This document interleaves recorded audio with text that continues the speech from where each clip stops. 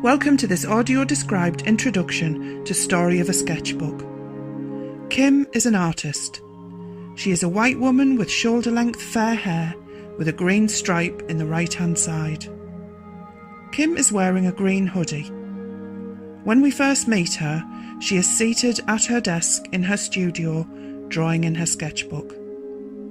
This image, combined with close-ups of Kim working on fantastical creatures she has created from her imagination, based on surprising inspirations she finds all around her, repeat throughout the film. At other times, Kim is seated in front of some of her larger-scale puppetry and processional creations. The sketchbook Kim is sharing is incredibly distinct and artistic in its style. Each page has been treated to become a kind of mottled parchment onto which Kim draws using a range of mediums. It adds depth, texture and history to her work. The characters we see are surreal in many ways, stitched together from different things. Cats might have cogs and clockwork components. Rabbits might have dragonfly wings for ears and long sabre teeth. We see Kim using ink pens to create incredibly intricate and detailed pieces of work with characters who radiate energy from the page. I let Kim tell you more.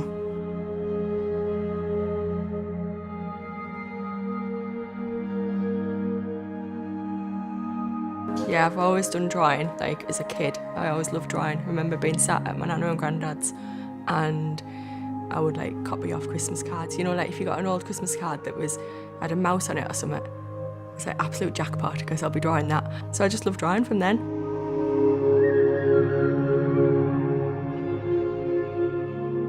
I'm inspired by anyone who does really good characters, anybody who paints weird things. The weird things are always the most interesting. Like, it is a total cliche, but if you use your imagination, inspiration can be found anywhere.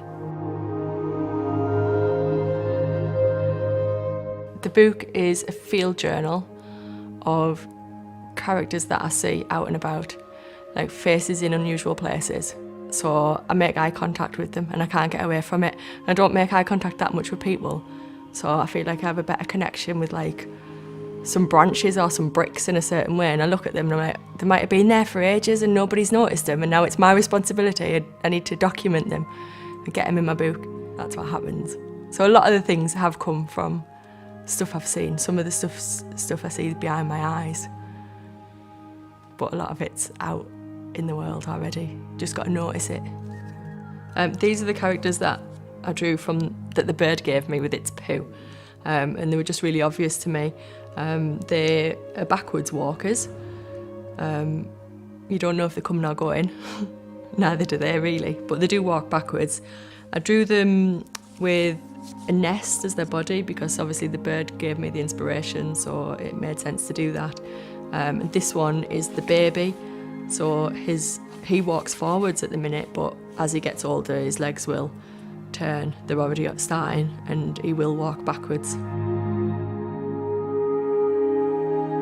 Because I make puppets and hands are quite a theme that I use, like a repetitive theme in my work. So I decided I would do this where it was like shifting the control. So the kind of puppet is suspended above the hand because normal marionettes would be the hand is above the puppet and it controls it. And it's kind of, I like the ambiguity as who's controlling who in this one.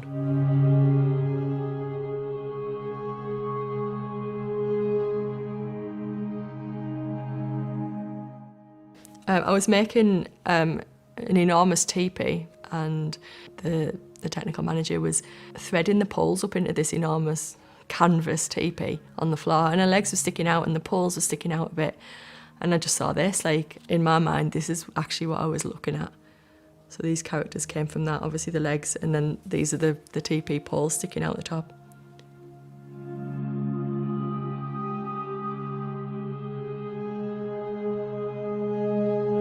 Most of them are kind of standalone characters.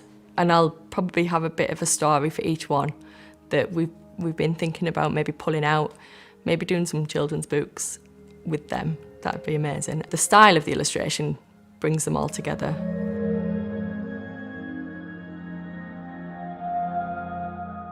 I work with a group of people who have become my friends through working with them. Laura Degnan is a filmmaker, and I usually make costumes for her films.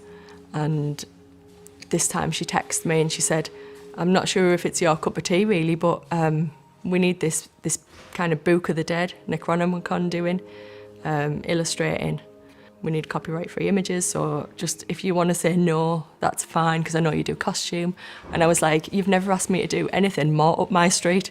Yes, I'm doing that. And then after that, I was like, I've just got loads more ideas, and she only needed 3 double-page spreads.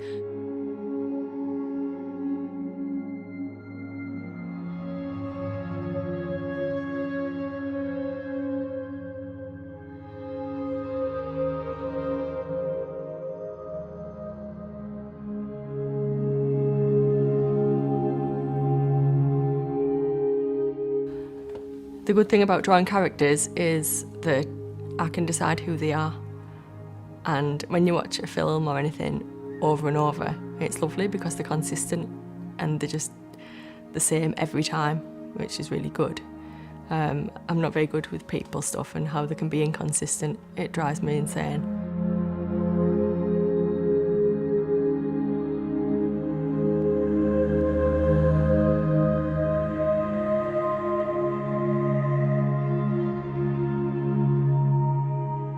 Like, the autism is just one thing about me. There's many other things, probably more interesting things.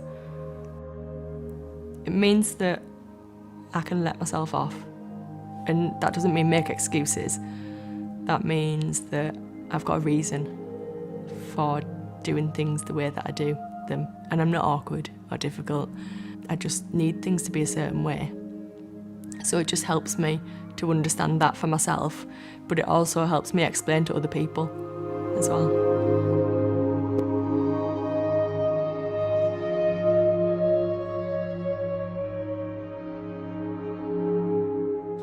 Like a film out of my book, that would be class, wouldn't it, with the characters? Because I'd love to have the characters in real. Like, it's all right drawing them, but it's not enough sometimes. You just want them in real life as well. Love that.